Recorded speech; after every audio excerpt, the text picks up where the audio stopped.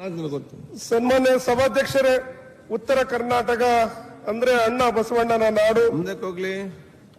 ಈ ಭಾಗದಲ್ಲಿ 12ನೇ ಶತಮಾನದಲ್ಲಿ ಈ ದೇಶಕ್ಕೆ ಪ್ರಜಾಪ್ರಭುತ್ವದ ವ್ಯವಸ್ಥೆಯನ್ನ ಕಲಿಸಿಕೊಟ್ಟಿರುವಂತಹ ನಾಡಿನಲ್ಲಿ ಹುಟ್ಟಿದ ಉತ್ತರ ಕರ್ನಾಟಕದ ಕಲ್ಯಾಣ ಕರ್ನಾಟಕ ಭಾಗದಲ್ಲಿ ಬರುವಂತ ಬಸವಣ್ಣ ನಾಡಿನಲ್ಲಿ ನಾವೆಲ್ಲರಿದ್ದೀವಿ.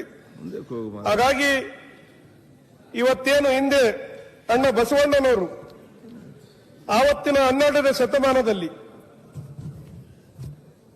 ಏನು ಸಮಾನತೆ, ಮಹಿಳೆಯರಿಗೆ ಸಮಾನತೆ ಆಗಿರ್ಬೋದು, ಜಾತಿ ವ್ಯವಸ್ಥೆಗಳ ಬಗ್ಗೆ ಆಗಿರ್ಬೋದು, ಎಲ್ಲವನ್ನ ಆವತ್ತಿನ ದಿನಗಳಲ್ಲಿ ಅನುಭವ ಮಂಟಪದಲ್ಲಿ ಪ್ರಜಾಪ್ರಭುತ್ವದ ವ್ಯವಸ್ಥೆಯನ್ನ ನಡೆಸಿಕೊಟ್ಟಿರುವಂತದ್ದು ನಮ್ಮೆಲ್ಲರಿಗೂ ಕೂಡ ನಿದರ್ಶನ ಮತ್ತು ಉದಾಹರಣೆಗಳಿಗೆ. ಅದನ್ನ ಚಾಚು ತಪ್ಪದೆ ಈ ದೇಶದಲ್ಲಿ ಅಣ್ಣ ಬಸವಣ್ಣನವರು ಹಾಕಿಕೊಟ್ಟಿರುವಂತದ್ದು ಯಾರಾದರೆ ಅದನ್ನ ಚಾಚು ತಪ್ಪದೆ ನಡೆದಿರುವಂತ ದೇಶದಲ್ಲಿ ಯಾರಾದರೂ ಇದ್ರೆ ಅದು ಸಿದ್ದರಾಮಣ್ಣನಂತದ್ದು ಕೂಡ ನಾನು ಈ ಸಂದರ್ಭದಲ್ಲಿ ಹೇಳ್ತೀನಿ. ಯಾಕಂದ್ರೆ 5 ಗ್ಯಾರಂಟಿಗಳನ್ನ ತರೋದು ಜೊತೆಗೆ 5 ಗ್ಯಾರಂಟಿಗಳನ್ನ ಇವತ್ತೇನು ನಮ್ಮ ಮಹಿಳೆಯರಿಗೆ ಸಮಾನವಾದಂತ ಹಕ್ಕುಗಳನ್ನು ಸಿಗೋದಕ್ಕೆ ಮತ್ತು ಕೆಳವರ್ಗದ ಬಡತನದಿಂದ ವಂಚಿತ ಆದಂತಹ ವರ್ಗದ ಎಲ್ಲ ಜನರಿಗೆ ಕೂಡ ಇವತ್ತು 5 ಯೋಜನೆಗಳನ್ನ ಸಮರ್ಪಕವಾಗಿ ಈ ಕರ್ನಾಟಕ ರಾಜ್ಯದಲ್ಲಿ ಇವತ್ತು ನಡೆಸಿಕೊಟ್ಟು ಆವತ್ತಿನ 12ನೇ ಶತಮಾನದಲ್ಲಿ ಅಣ್ಣ ಬಸವಣ್ಣರು ಯಾವ ರೀತಿ ಇದ್ರು ಆ ರೀತಿಯಾಗಿ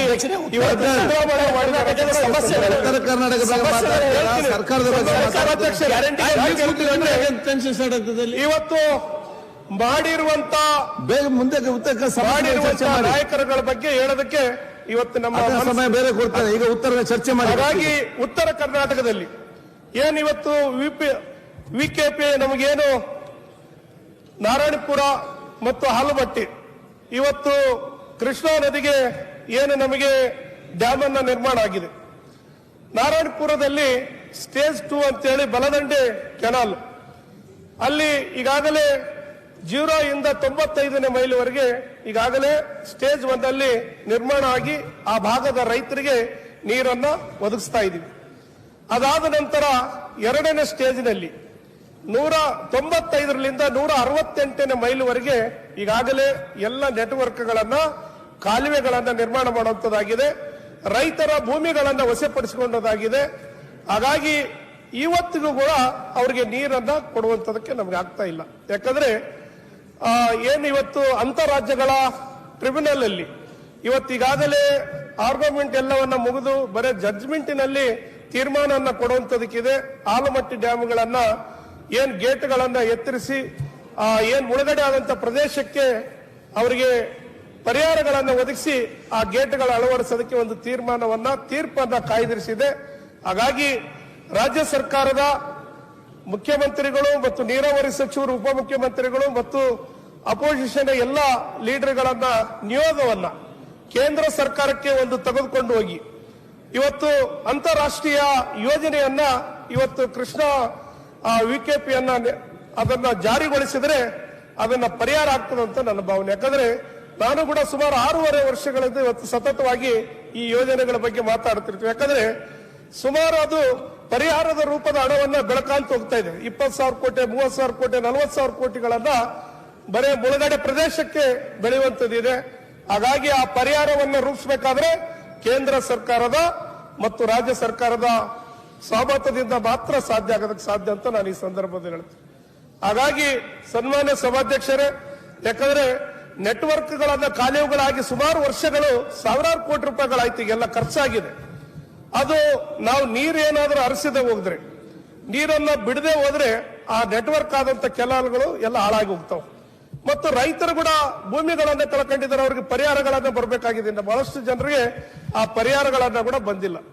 ಆ ರೈತರು ಒಂದು ಕಡೆ ನಮಗೆ ಕಾಲುವೆ ಬರ್ತದ, ನೀರು ಬರ್ತದ ಅಂತೇಳಿ ಇವತ್ತು ಕಾಯ್ತಾ ಇದ್ದಾರೆ. ಪಾಪ ಆ ಕಡೆ ನೀರಿಲ್ಲ ಮತ್ತು ಪರಿಹಾರಗಳನ್ನ ಬರ್ತಾ ಇಲ್ಲ. ಹಾಗಾಗಿ ಅವರಿಗೆ ರೈತರ ಕಳ್ಕೊಂಡಂತ ಭೂಮಿಗಳಿಗೆ ಪರಿಹಾರ ಒದಗಿಸೋದ್ರ ಜೊತೆಗೆ ಇವತ್ತು ಆದಷ್ಟು ತೀರ್ಪನ್ನ ಅದನ್ನ ಪ್ರಕಟಿಸೋದಕ್ಕೆ ಪ್ರಯತ್ನಗಳನ್ನ ಮಾಡಬೇಕಂತ ಕೂಡ ಈ ಸಂದರ್ಭದಲ್ಲಿ ಹೇಳ್ತೀವಿ. ಅದೇ ರೀತಿಯಾಗಿ ಏನು ನಮ್ಮ ಭಾಗದಲ್ಲಿ ಇವತ್ತು ಹಟ್ಟಿ ಗೋಲ್ಡ್ ಮೈನ್ಸ್ ಇವತ್ತೇನು ಭಾರತ ದೇಶದಲ್ಲಿ ಒಂದೇ ಒಂದು ಗೋಲ್ಡ್ ಕಂಪನಿಯನ್ನ ಇವತ್ತು ಅಟ್ಟಿ ಗೋಲ್ಡ್ ಮೈನ್ಸ್ ನಮ್ಮಲ್ಲಿದೆ. ಅದು ಈಗಾಗಲೇ ಏನು ಮತ್ತೆ 5 ಬ್ಲಾಕ್ಗಳನ್ನ ಗುರುತಿಸಿದೆ. ಮತ್ತೆ 5 ಬ್ಲಾಕ್ಗಳಲ್ಲಿ ಇವತ್ತು ಬಂಗಾರದ ಉತ್ಪಾದನೆ ಆಗ್ತದೆ ಅಂತ ಹೇಳಿ ಇವತ್ತು ಗುರುತಿಸಿ ಕೇಂದ್ರ ಸರ್ಕಾರಕ್ಕೆ ಕಳಿಸಿಕೊಟ್ಟಿದ್ದಾರೆ. ಹಾಗಾಗಿ ಅದನ್ನ ಖಾಸಗೀಕರಣ ಮಾಡ್ತಾರಂತೇಳಿ ಒಂದು ಎಲ್ಲ ಕಡೆ ರೈತರಲ್ಲಿ ಮತ್ತು ಆ ಭಾಗದಲ್ಲಿರುವಂತಹ ಜನರಿಗೆ ಬಹಳ ಸ್ವಲ್ಪ ಆತಂಕದಲ್ಲಿದ್ದಾರೆ. ಹಾಗಾಗಿ ಅದು ಯಾವುದೇ ಕಾರಣಕ್ಕೆ, ಯಾಕಂದ್ರೆ ಬಂಗಾರ ಈ ದೇಶದಲ್ಲಿ ಉತ್ಪಾದನೆ ಆಗುವಂಥದ್ದು ಇಡೀ ದೇಶದಲ್ಲಿ ನಮ್ಮ ಭಾಗದ ರಾಯಚೂರು ಜಿಲ್ಲೆಯಲ್ಲಿ ಹಟ್ಟಿ ಗೋಲ್ಡ್ ಮೈನ್ಸ್ ನಲ್ಲಿ ಮಾತ್ರ ಇದೆ. ಅಲ್ಲಿ ಈಗೇನು ಸರ್ಕಾರದ ಅಡಿಯಲ್ಲಿ ಯಾವ ರೀತಿ ಇದೆ ಅದೇ ರೀತಿಯಾಗಿ 5 ಏನು ಗುರುತಿಸಿದಂತ ಏನು ಯೋಜನೆಗಳಿದೆ ಅವೆಲ್ಲವನ್ನ ಸರ್ಕಾರ ಒಳಪಡಿಸಿ ಆ ಭಾಗದಲ್ಲಿ ಉದ್ಯೋಗಗಳನ್ನ ಸೃಷ್ಟಿ ಮಾಡೋದ್ರ ಜೊತೆಗೆ ಸರ್ಕಾರ ನಿರ್ವಹಣೆ ಮಾಡಬೇಕು. ಆ ದಿಟ್ಟಿನಲ್ಲಿ ಕೇಂದ್ರಕ್ಕೆ ಕೂಡ ರಾಜ್ಯ ಸರ್ಕಾರದಿಂದ ಒಂದು ಶಿಫಾರಸುಗಳನ್ನ ಮಾಡುವಂಥದ್ದು ಮಾಡಬೇಕಂತ ಕೂಡ ನಾನು ಈ ಸಂದರ್ಭದಲ್ಲಿ ಇರ್ತೀನಿ. ಸನ್ಮಾನ್ಯ ಸಭಾಧ್ಯಕ್ಷರೇ, ಇದರ ಜೊತೆಗೆ ಏನು ರಾಯಚೂರು ಜಿಲ್ಲೆ ಕೂಡ ಇವತ್ತು ಭತ್ತದ ನಾಡು ಮತ್ತು ಹತ್ತಿ ಅಂದ್ರೆ ಕಾಟನ್ ಹೆಚ್ಚಾಗಿ ನಾವು ಬೆಳೀತಾ ಇದೀವಿ. ಆ ಭಾಗದಲ್ಲಿ ಕಾಟನ್ ಅನ್ನ ಹೆಚ್ಚಾಗಿ ಬೆಳೀತಾ ಇದೀವಿ. ಅಲ್ಲಿ ಈಗಾಗಲೇ ಹಿಂದೆ ಬಿಜೆಪಿ ಸರ್ಕಾರ ಇದ್ದಂತ ಸಂದರ್ಭದಲ್ಲಿ ಗುಲ್ಬರ್ಗಕ್ಕೆ ಒಂದು ಏನು ನಮ್ಮ ಟೆಕ್ಸ್ಟೈಲ್ ಪಾರ್ಕ್ ಅಂತ ಹೇಳಿ ಈಗಾಗಲೇ ಆಗಿದೆ. ಹಾಗಾಗಿ ಅದರ ಜೊತೆಗೆ ರಾಯಚೂರು ಕೂಡ ನಾವು ಕಳಿಸಿಕೊಟ್ಟಿದೀವಿ, ಅದು ಕೂಡ ಆಗಿಲ್ಲ.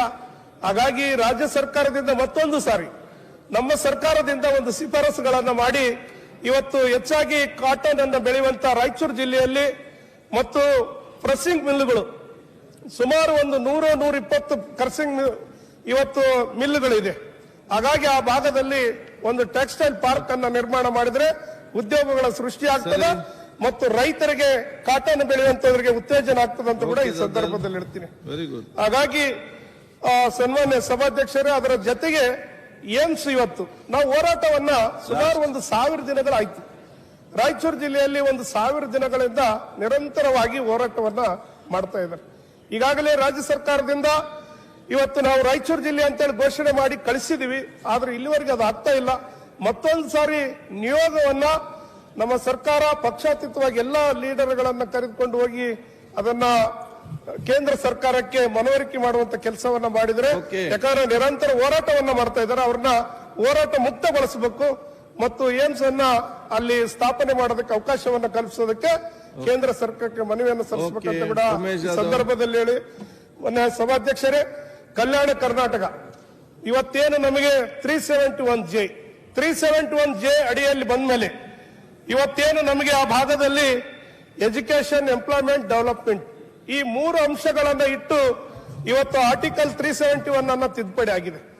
ಇವತ್ತು ದೇಶದಲ್ಲಿ ಉದಾಹರಣೆಗೆ ಬಹಳಷ್ಟು ಕಡೆ ಆರ್ಟಿಕಲ್ಗಳನ್ನ ತಿದ್ದುಪಡಿ ಆಗಿದೆ, ಆದ್ರೆ ಇಷ್ಟು 3 ಅಂಶಗಳನ್ನ ಎಲ್ಲಿ ಕೊಟ್ಟಿಲ್ಲ. ಯಾವುದಾದ್ರೂ ಕೊಟ್ಟರೆ ಡೆವಲಪ್ಮೆಂಟ್ ಕೊಟ್ಟಿದ್ದಾರೆ, ಇಲ್ಲ ಅಭಿವೃದ್ಧಿ ಕೊಟ್ಟಿದ್ದಾರೆ. ಆದ್ರೆ ನಮ್ಮ ಭಾಗದಲ್ಲಿ ಎಜುಕೇಶನ್, ಎಂಪ್ಲಾಯ್ಮೆಂಟ್, ಡೆವಲಪ್ಮೆಂಟ್, ಮುಂಬಡ್ತಿ ಈ ರೀತಿಯಾಗಿ ಕೊಟ್ಟಂತ ಮಹಾನ್ ನಾಯಕರಾದಂತ ಇವತ್ತು ಮಲ್ಲಿಕಾರ್ಜುನ್ ಖರ್ಗೆ ಸಾಹೇಬ್ರನ್ನ ಮತ್ತು ಧರ್ಮಸಿಂಗ್ ಸಾಹೇಬ್ರನ್ನ ಕೂಡ ನಾವು ನೆನೆಸಬೇಕಾಗ್ತದೆ. ಯಾಕಂದ್ರೆ ಅಂತ ನಾಯಕರುಗಳು ಈ ಭಾಗದಲ್ಲಿ ಕೊಟ್ಟ ಮೇಲೆ ಇವತ್ತು ನಮಗೆ 5,000 ಕೋಟಿ ರೂಪಾಯಿಗಳನ್ನ ಆ ಭಾಗಕ್ಕೆ ಡೆವಲಪ್ಮೆಂಟ್ಗೆ ಅನುದಾನವನ್ನ ಬಂದಿದೆ. ಮತ್ತು ಅವರ ಜೊತೆಗೆ ಬಹಳಷ್ಟು ಉದ್ಯೋಗಗಳನ್ನ ಇವತ್ತಲ್ಲಿ ಏನು ಪಕ್ಷಾತೀತವಾಗಿ ಮಾನ್ಯ ಅಧ್ಯಕ್ಷರೇ, ಪಕ್ಷಾತೀತವಾಗಿ ಜಾತ್ಯತೀತವಾಗಿ ಎಲ್ಲರ ಮಕ್ಕಳು ಕೂಡ ಇವತ್ತು MBBS ಡಾಕ್ಟರ್ಗಳಾಗಿದ್ದಾರ, ಇಂಜಿನಿಯರ್ಗಳಾಗಿದ್ದಾರ, ಎಷ್ಟೋ ಜನ ತಹಸೀಲ್ದಾರ್ಗಳಾಗಿದ್ದಾರ ಮತ್ತು ಡೆವಲಪ್ಮೆಂಟ್ಗೆ ಇವತ್ತು ಅನುದಾನವನ್ನ ಬಂದಿದೆ. ಇವತ್ತು ಸರ್ಕಾರ ಕೂಡ ನಮಗೆ 5,000 ಕೋಟಿ ಕೊಟ್ಟಿದೆ. ಅದರ ಜೊತೆಗೆ ಕೇಂದ್ರ ಸರ್ಕಾರದಿಂದ ಕೂಡ ಅದಕ್ಕೆ 5,000 ಕೋಟಿ ರೂಪಾಯಿಗಳನ್ನು ಅವರು ಕೂಡ ಕೊಟ್ರೆ ಕಲ್ಯಾಣ ಕರ್ನಾಟಕ ಭಾಗ ಕಲ್ಯಾಣ ಆಗೋದ್ರಾಗ ಯಾವುದೇ ಸಮಸ್ಯೆ ಇಲ್ಲ.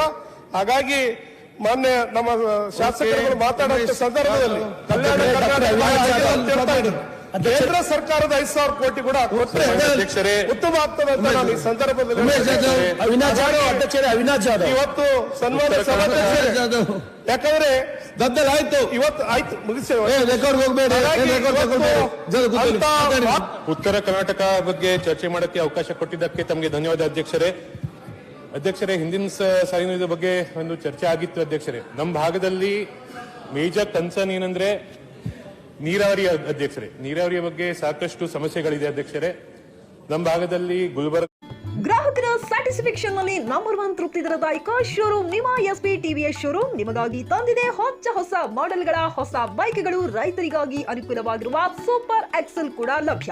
ಹಾಗಿದ್ರೆ ಹಿಂದೆ ಭೇಟಿ ನೀಡಿ ಎಸ್ಪಿ ಟಿವಿಎಸ್ ಶೋರೂಮ್ ಮಾಲೀಕರು ಲೋಕೇಶ್ ಆರ್ಜಿ. ಹೆಚ್ಚಿನ ಮಾಹಿತಿಗಾಗಿ ಸಂಪರ್ಕಿಸಿ 8494951009. ನಾಗಲಕ್ಷ್ಮಿ ದಾಬಾ ಹತ್ತಿರ, ಗುಲ್ಬರ್ಗಾ ರೋಡ್, ಹುಮರಾಬಾದ್.